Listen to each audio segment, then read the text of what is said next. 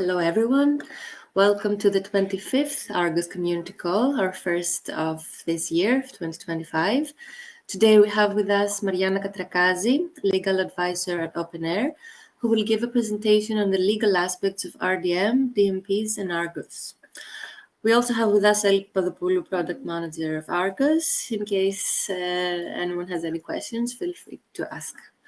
A few housekeeping notes before we begin. During the presentation, please keep your microphones muted and cameras off. For the Q&A session, feel free to unmute and turn on your camera if you wish to participate.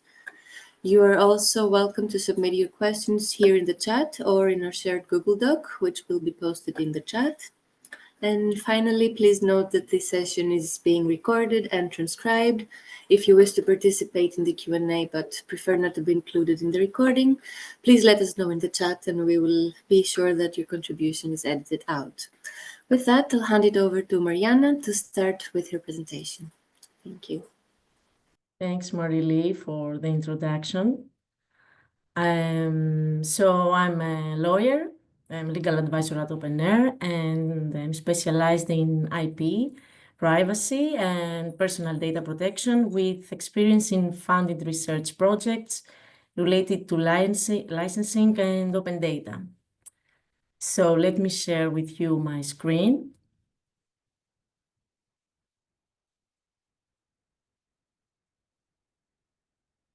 Can you see it? Yes, we can see it. Okay. So we will talk about the legal aspects of research data management and data management plans. First of all, we all know that in order to comply with open science principles, we have to have fair data, findable, accessible, interoperable, and reusable. But what fair doesn't mean in practice? Sorry, Marianna, to disturb you, but at least for me, I don't see the screen. No? I see it as a presentation, not as full screen. not in full. Yeah, not in full screen. But I have it in full screen now. No. Okay, I stop share and I will share the whole screen. Let's see.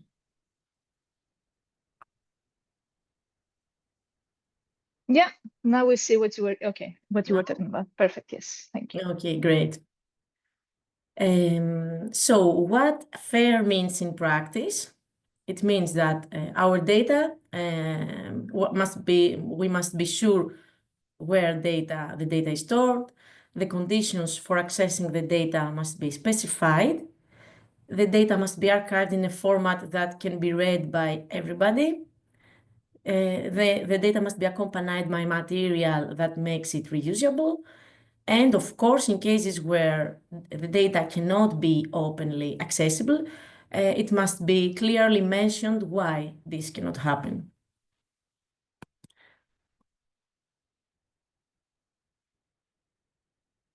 And what is the relationship between FAIR principles and DMPs?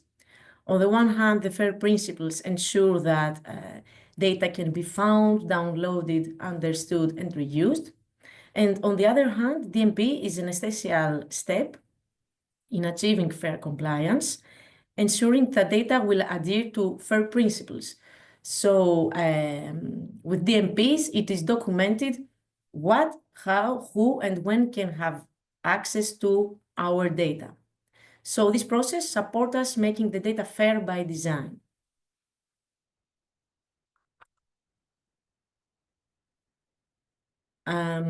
Today we will talk about hands-on case study, a data management plan created using Argos,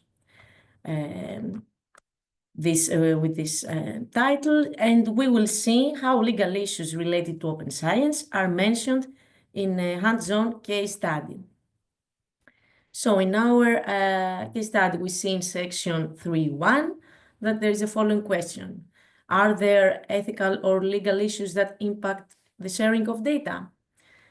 The answer is yes, and it is explained.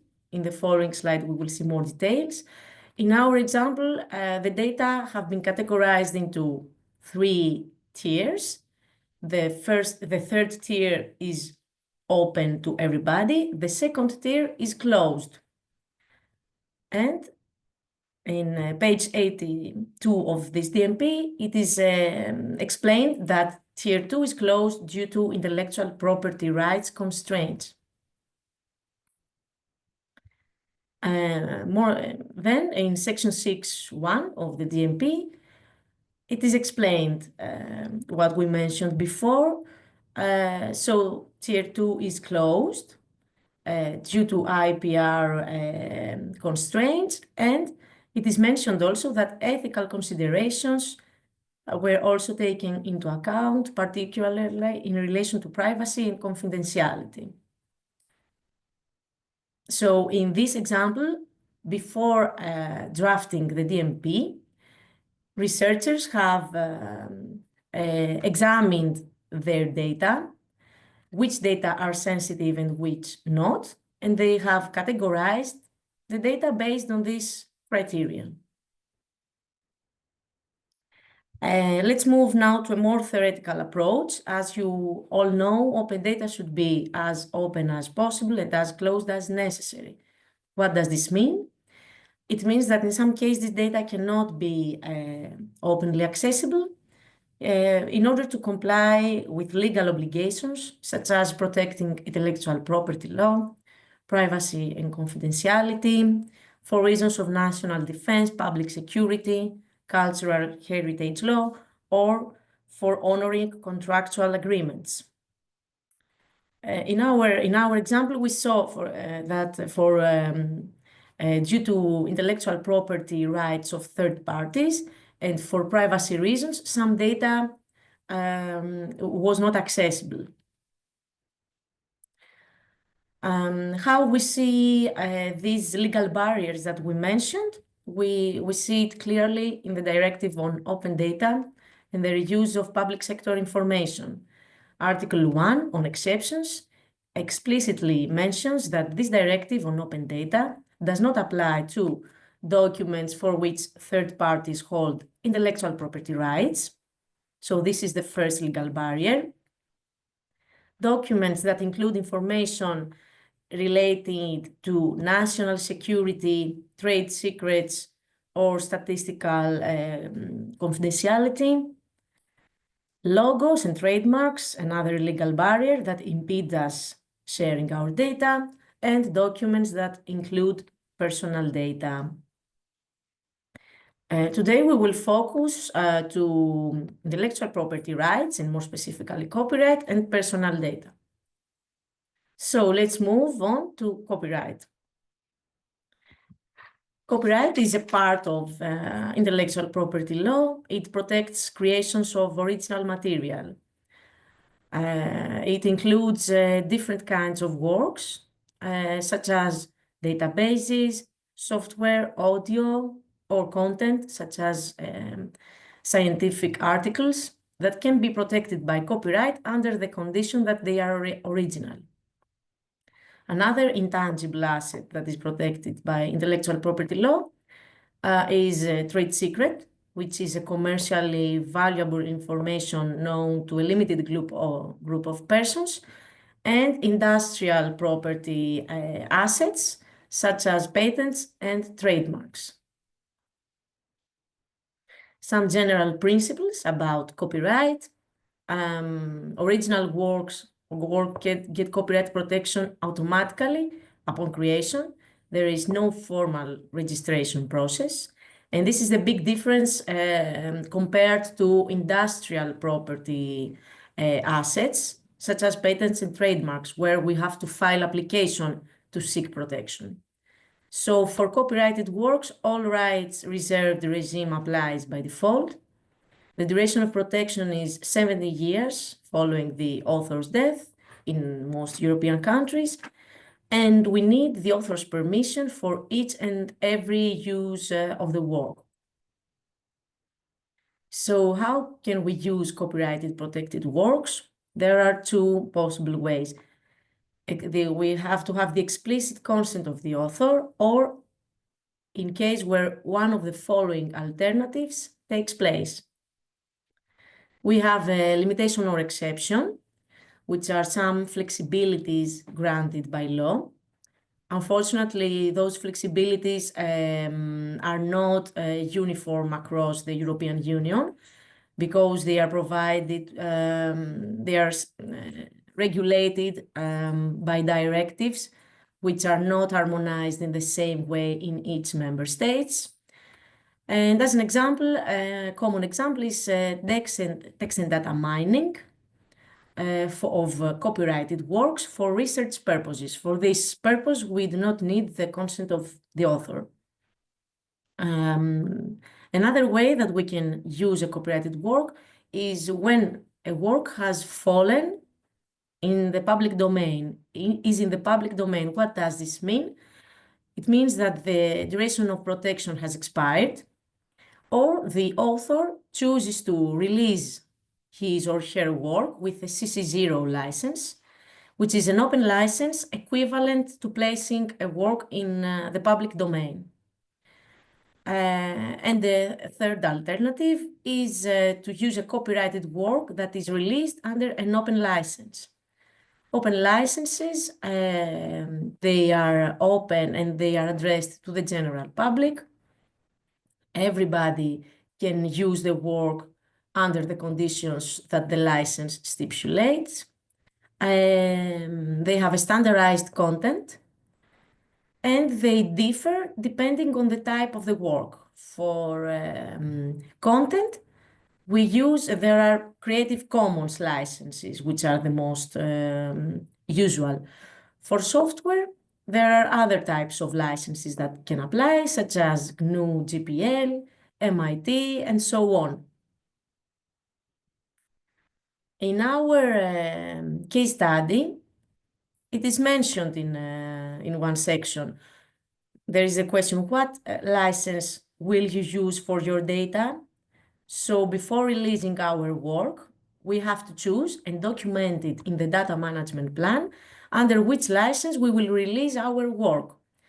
And in our example, CC BY license has been used, Creative Commons Attribution 4.0, which is obligatory under the Horizon Europe program for the dissemination of scientific results.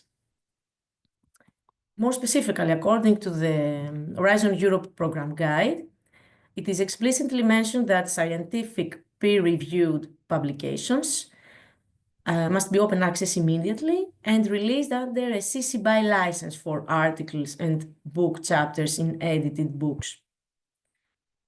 On the contrary, for software, CC0, it is mentioned that CC0 is an appropriate license, but the rest of the Creative Commons licenses are not appropriate for software because, as we mentioned before, Creative Commons license applied to content, not to software.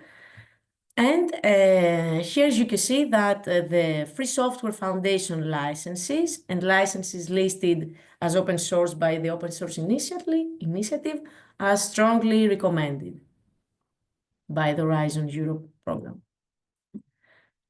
So now let's move to the second legal barrier, personal data. We cannot release our work openly if it includes personal data. So GDPR, the General Data Protection Regulation, is the main legal framework governing personal data protection in the European Union. Is a law in the form of regulation with view to harmonize data privacy laws across Europe because it is regulated in the same way in all member states. And it applies to companies and entities that process personal data of people residing in the European Union or in the European Economic Area, regardless of the entity's location.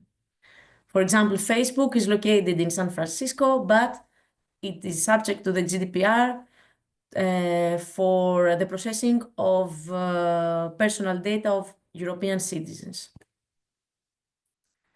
So what is the relationship between DMPs and personal data protection? DMPs help us to plan our data strategy, and this help us to comply with the principle of accountability stipulated by the GDPR, according to which everybody that processes personal data has to proceed with the necessary actions in order to, firstly, protect the personal data, and second, document all the steps that he or she has taken in order to comply with the GDPR. So this is a very important tool. DMP is a very important tool to help us document all those obligations. Because in the data management plan, it is mentioned how personal data will be processed during the entire data life cycle, because a research project may include more than one data processing activity: data creation, data processing, data analysis.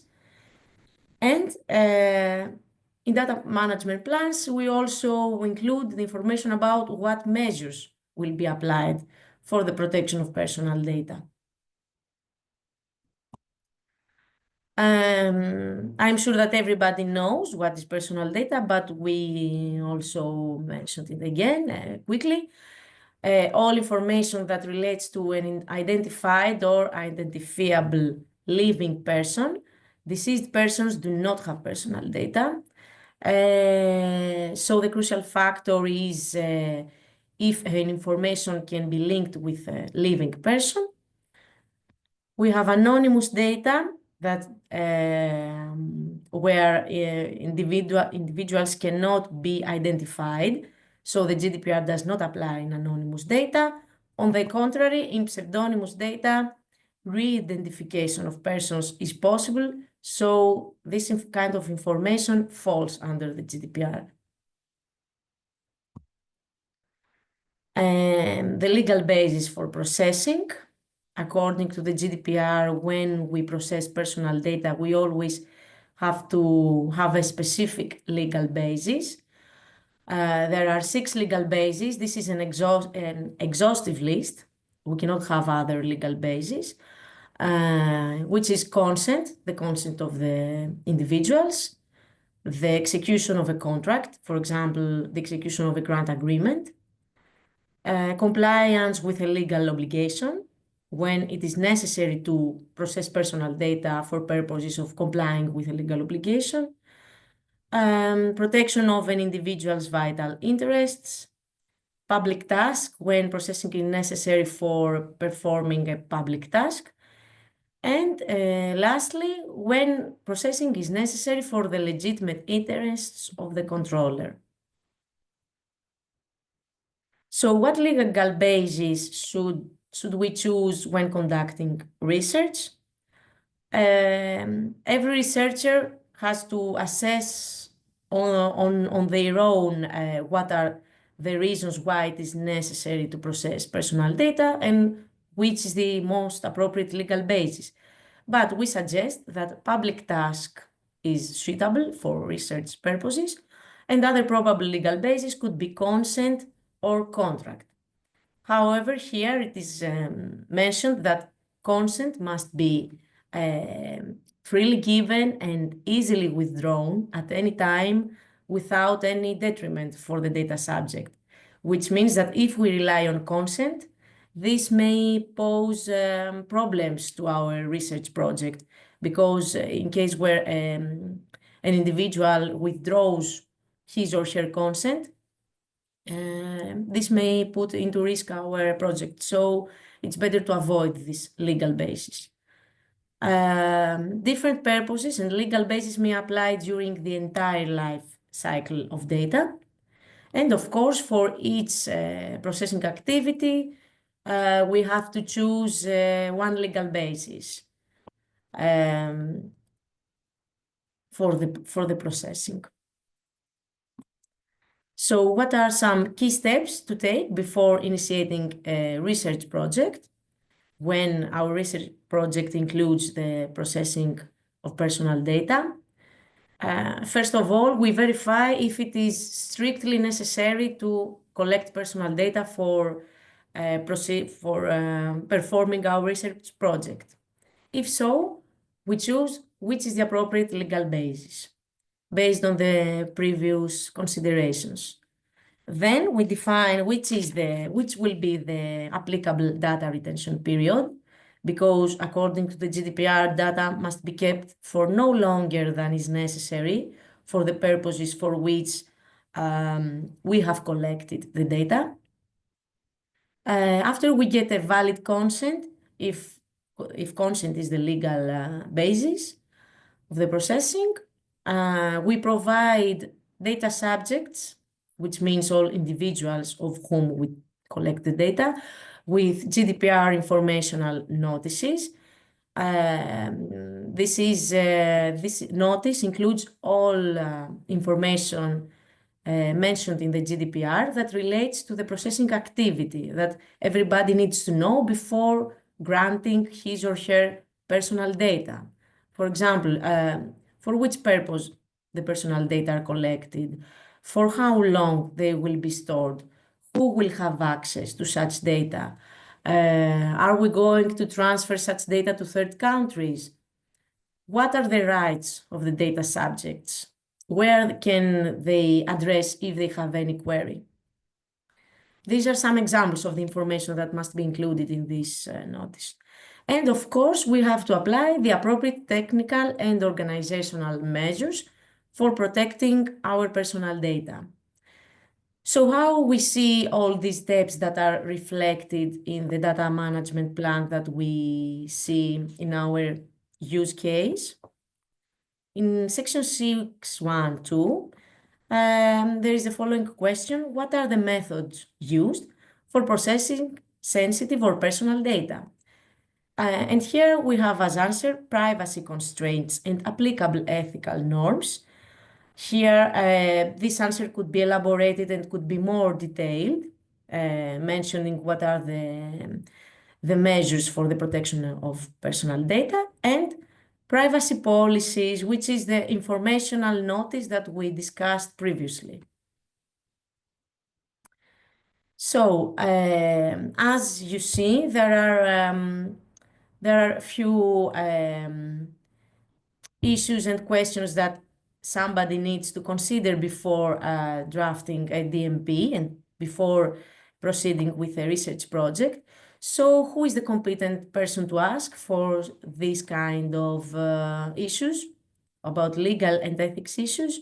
In our example, an ethics manager has been appointed. However, there are also other competent persons or entities that you could address. This is, of course, a non-exhaustive list, and it depends to the institution of each researcher, the resources it has and the sources of help that it provides. Some examples that you could address in order to learn more about these issues is the DPO for data protection issues, the legal department of the institution, ethics manager, research ethics committee, or libraries, for example, for licensing issues. We at OpenAIRE, we have a training platform called OpenPlato, where you can explore our training resources. We have some courses that focus on legal and ethics aspects, which are enriched with new material in a periodical basis that you can review. And I remain available for any question that you may have regarding this discussion. But before questions, I don't know if you hear me, everybody. Yes. Okay. Yes. Regarding a query that has been submitted to OpenAIRE for regarding sharing DMPs from Argos to Zenodo. we've searched this question, and I would like to share with you my point of view.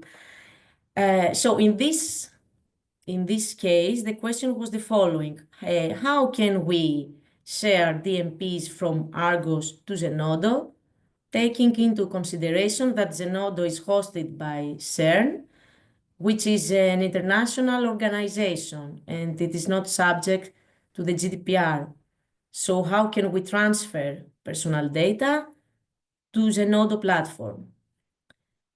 And the answer is the following. First of all, data management plans do not include personal data. In the data management plans, we only include the information about what we will do with our data and how we will protect such data. We do not disclose personal data. So the only personal data that we share with Zenodo is the personal information of each user that uploads DMP, and his or her name, surname, email, institutional affiliation, etc.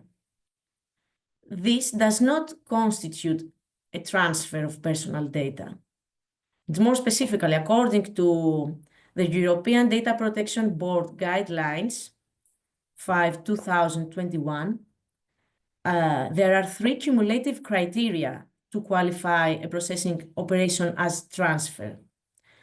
The first criteria is that we have to have a controller or processor, a person that processes personal data of others.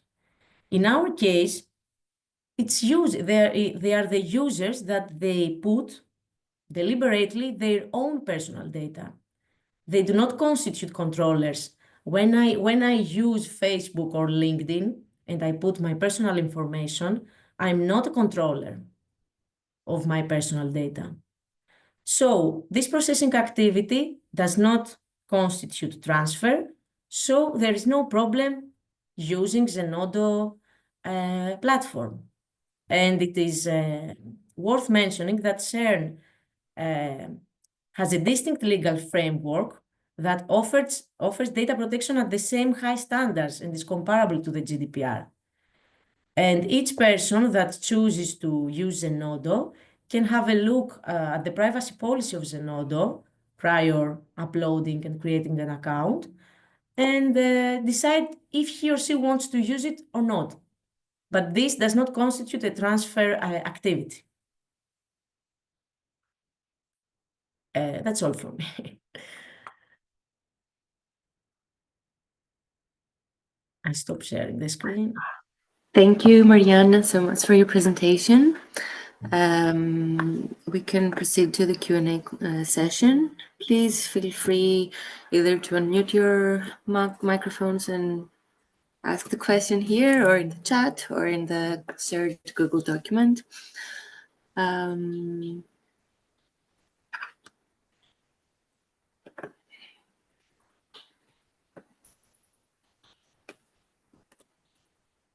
So, no, we don't have any questions.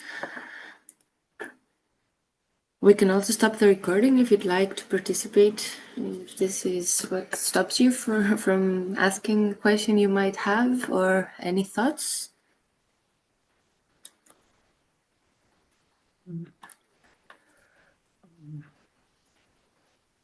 Yes, there is. Hello. Yeah, thank you so much.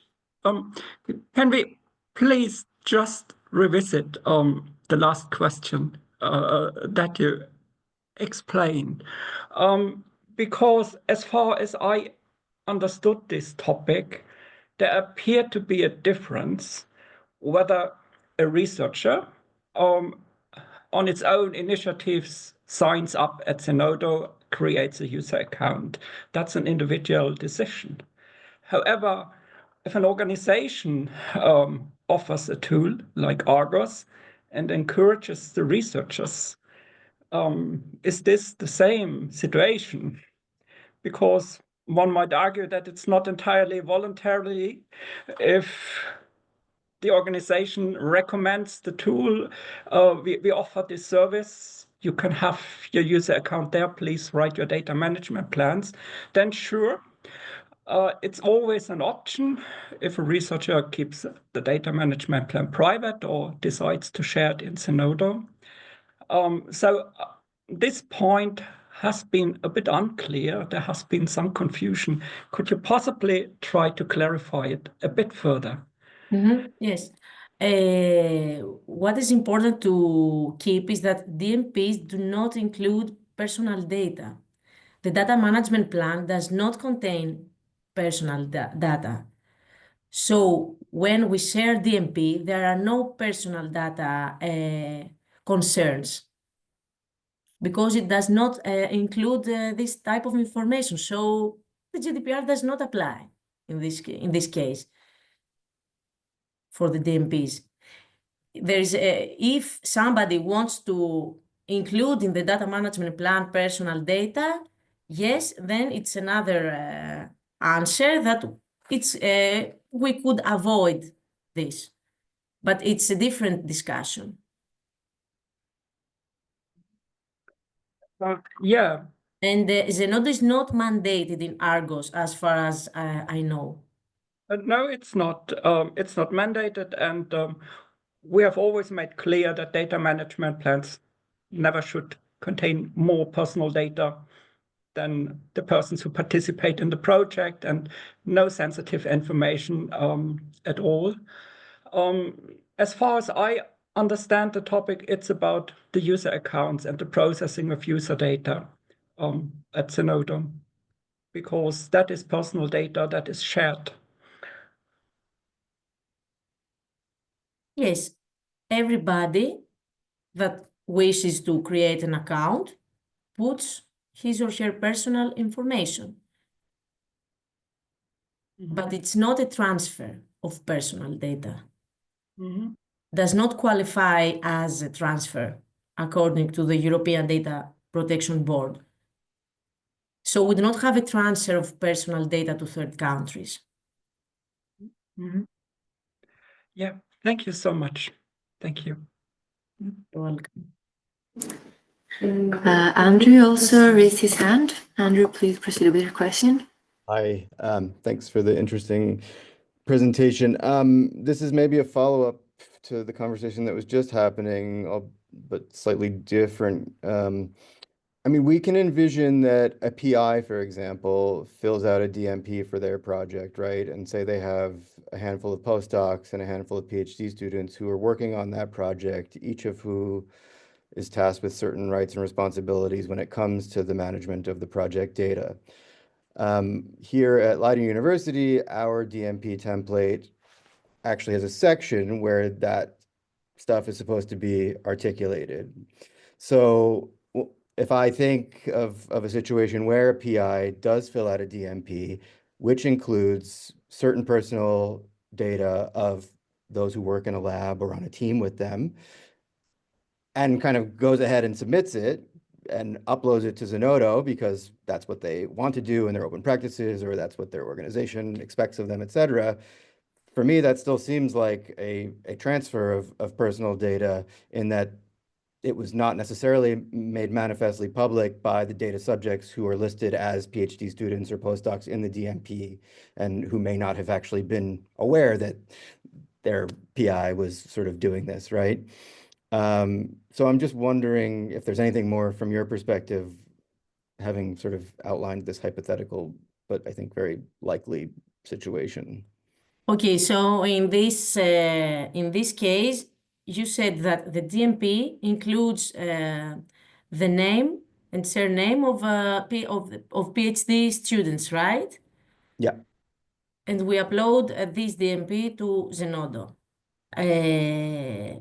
Who drafts the data management plan? I mean, this hypothetical situation that I'm presenting, it's basically the PI who just wants to get this over with, right? So they need the university or the funder requires a DMP. They need to get it done. They sit at their computer for an hour one night, bang it out, and boom, ship it off to wherever, Zenodo, right? Okay, yes, this So the question is whether the university for this single processing activity qualifies as controller. It's quite complicated. From a first glance, I think that it is not a controller because it does not processes a big volume of data of people that they do not have. They are aware of the research project and what they will do with such data. But I would like to search it more and revert to you because this is a different circumstance than this one that I described before. Okay. Thank you. Any other questions? Please feel free. Tassos? No, Julia first, sorry. Thank you. I have a question for Andrew based on the case scenario he was mentioning before. In this case, the PhD candidates or the postdoc that are part of a project shouldn't be considered as author as we do, for example, in a classic publication. Why do you think that it will be different as a scenario? I mean, I could think of many different scenarios around how a data management plan comes into existence. So what I presented was, again, a sort of hypothetical where, yeah, as I said, this is a requirement. Many people just want to get it done, and they want to get it done as quickly as possible. And so they do what they need to do so that they can get, again, their money to start their project, for example. And we can envision that a PI just does that and ships it, including names of people in the lab. I think we can also envision that DMPs are sort of collaboratively drafted documents that a research team altogether writes up, right? Perhaps the PI goes through and does some of the more administrative information, but then in the sections where it might be relevant to have everyone's equal contribution, those things can be brought to a lab meeting, right? And so you can discuss this at a lab meeting, and really the outcome is this sort of team. I would like a clarification. So those persons are the authors of the research result, right? So their names will be put to other sections of Zenodo, I guess, I mean, feasibly, yes. as authors. So in this case, they are the authors, so we are obliged to put their names for copyright reasons, for the protection of copyright rights that those students have.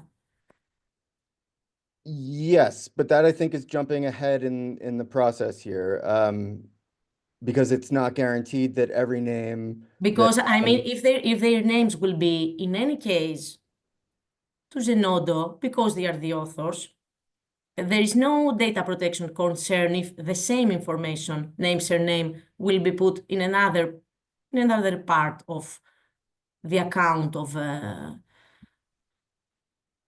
person in Zenodo. You understand what I mean? It's the same information. Yes, but again, I mean, I don't want to go too deep into hypotheticals, but for me, I'll do it anyway. We can also envision that at the start of a project, there's a team of people, right? And again, there's a list of PhD students and a postdoc or whatever. Possibly a PhD student leaves the project before they quit their PhD, or a postdoc gets a job elsewhere before they've published anything from the project and may not end up with their names on any of the outputs. Yes, but they have contributed to the work. Yes, but again, the initial question that I brought up was I think we're getting back to that first question, but that's more about sort of the legality of including names and possibly email addresses of people who were not supposedly consented to be included in a document that is then put onto Zenodo, right? And again, maybe this goes way too deep into various legal weeds, but that's sort of what I was thinking about. But yes, but it's different, the answer, because if those persons are simply participants, persons that we tested during for having some results and included in our project, then yes, of course, we have to see if we can do this from a data protection perspective. But if those persons are the authors, and of course they have to be mentioned, then it's another question. It's a different topic because we go to copyright protection. Okay. I think we could leave it there for now, and I'll have to take it back and think some more about my silly hypotheticals. We can proceed to Tassos. Yes, I have a comment on what Andrew and Julia mentioned before, so Mariana, and from at least a theoretical point of view, at the very end, what we're trying to do is like to acknowledge all the people that are contributing the research. And that means that at the very end, all the people will be listed somewhere in a paper or in a repository or whatever. Even, either they will be like software engineers or, authors or contributors or whatever. So this has to do, I think, with the initial publishing of the research output itself. On the other hand, we have the DMP, which in essence describes what is going on the specific, research output. So I believe that the question is going more to what is the legal basis for, publishing all the data about the contributors in one research outcome, and it's something like different because, as Mariana mentioned before, that the DMP is just what it's doing is just describing, and again, something that is already uploaded to somewhere. At least this is my perspective.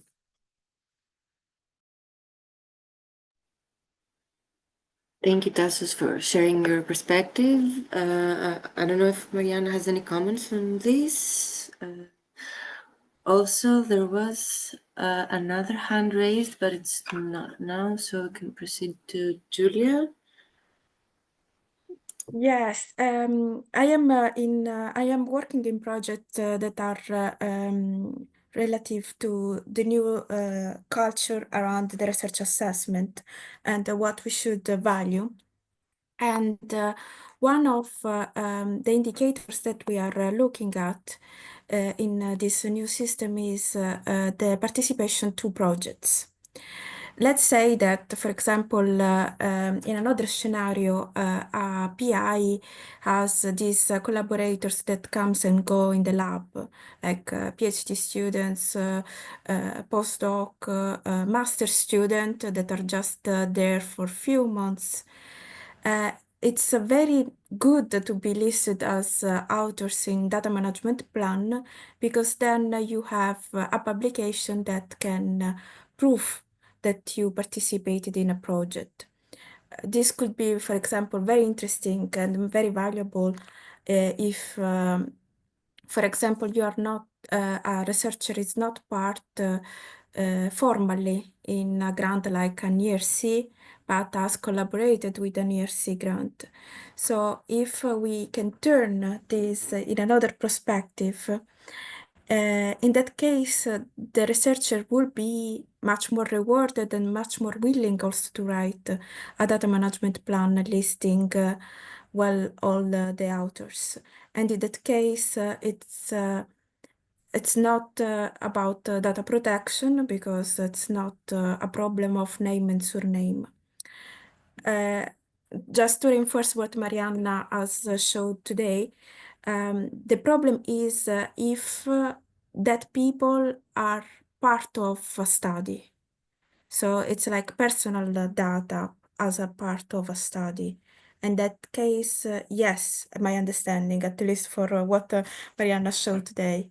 If the names of participants are included in the DMP, yes, we have data transfer. We have to inform the participants about such transfer, and we have to consider the rest of the conditions that the GDPR provides for data transfers to third countries, because CERN is an international organization.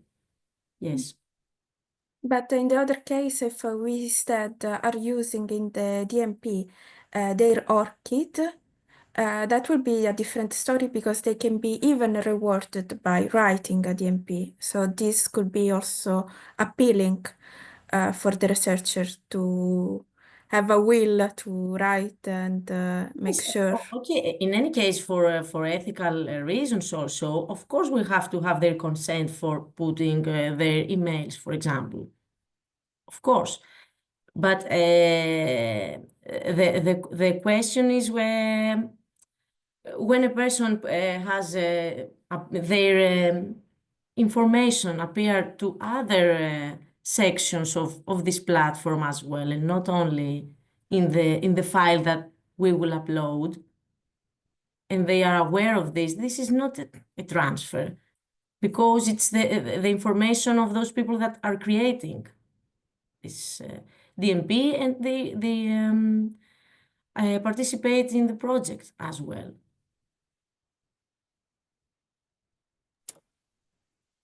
Thank you both. Marit? Yes, I want to continue a bit on this topic.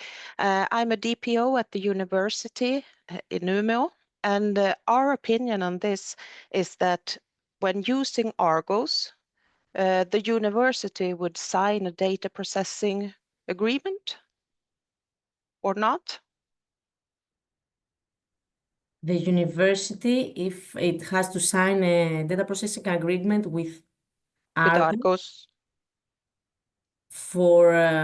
so this does not have to do with Zenodo. Yes, because we as the university are guiding our researchers to use Argos if that's our decision. And in that case, we would, in my opinion, have to sign a data processing agreement for the use of the processing of personal data in Argos. The personal data of the researchers? Yes. When using when using Argos, you have to log in, you have to put your personal information. But it is still information that the university has is controller of this information, because it's the researchers at the university that are using the data management plan from Argos. But if I can, sorry, if I can, activity that the university could do, for example, to create DMP, because I cannot understand which would be the relationship between the university and Argos, because a different thing the university does, and other things the platform Argos does. There is not. It's not the scenario that the university assigns a processing activity to Argos. In our opinion, it is, because as a university, we are guiding our researchers to use this type of data management plan, and Argo is providing the data management plan and therefore processing the data of our researchers. Yes, but Argos is a platform that operates and have or OpenAIRE its own purposes. It does not act under the instructions of the university. It's a third service provider, independent service provider. For example, when lawyers process personal data of students of a university, they are not processors, because they do not act under the instructions of the university. You understand what I mean? I think that Argos has its own purpose and operation. It does not act under the strict instructions of the university, and I'm not sure that can qualify as data processor. But let me check it, because I have to see it in detail. But as a first idea, I don't think so. For example, when students use LinkedIn or other social media platforms, it does not matter that the university incites, encourages students to use Argos. This does not make Argos to be a data processor, because the critical. We Yes. have earlier signed data processing agreements with the platforms to manage data management plans. So we have signed agreements before. And this is my question: who is controller, who is processor in this case? And this question is important to answer, because if the university transfers data to Zenodo, that is an international organization, we have a problem, because we have no standard contractual clauses that the Commission has published in regards of international organizations. Mm-hmm. Okay, this is very. We have to see it in detail. I cannot answer you now. Let me check it.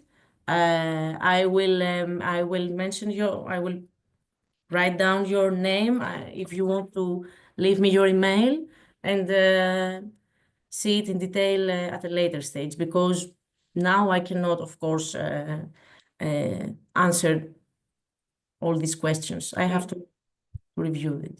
Yeah, thank you. Thank you, Marit, for your question. Julia, would you like to proceed? Yes, maybe Ali also can comment on this, but I can also provide you some insight. So recently we also have a subscription from institutions, and with this subscription model, we also release a contract. In this contract, we are adding all this information. In case during the contract procedure you feel that this kind of information are still missing, we can add more information and add another part in the contract. So in this case, we are trying to be as much transparent as we can in saying how this data will be processed. In any case, what we are doing by now with the email is just contact if they subscribe, for example. So everybody that are here in the call, they may be contacted if they say that they are willing to be contacted. But in the platform, people can join via different platform that we don't have like the full control. So if you would like some specific agreement, we can check based on the subscription that you are using as an institution. Maybe, Ali, I don't know if you have any comments on this.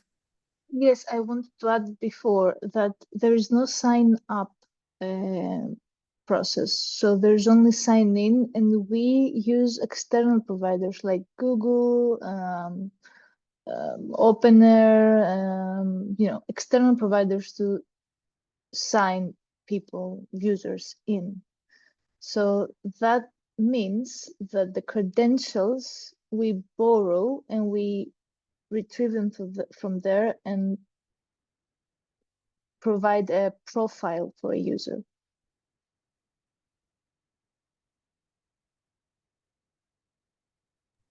So it falls under what I'm trying to say is information is that it. stored. Sorry? this information is stored in You mean the email and the in Zenodo platform? In Zenodo? No. Okay, in any case, I think that this is another topic that goes beyond today's presentation, and we have to see it in detail and discuss it in a different in another discussion. In any case, may I add that please anyone feel free to contact us in our help desk or contact Ellie or Julia. I will write their emails here, and Marianna as well, as the legal advisor of OpenAIRE, for any further questions. I will also include them on the notes, the email, so you can easily find them and contact them. As we have a few minutes left for this session, it's time to wrap up. If there is any last question, please feel free to raise your hand now, or we can proceed with closing this session.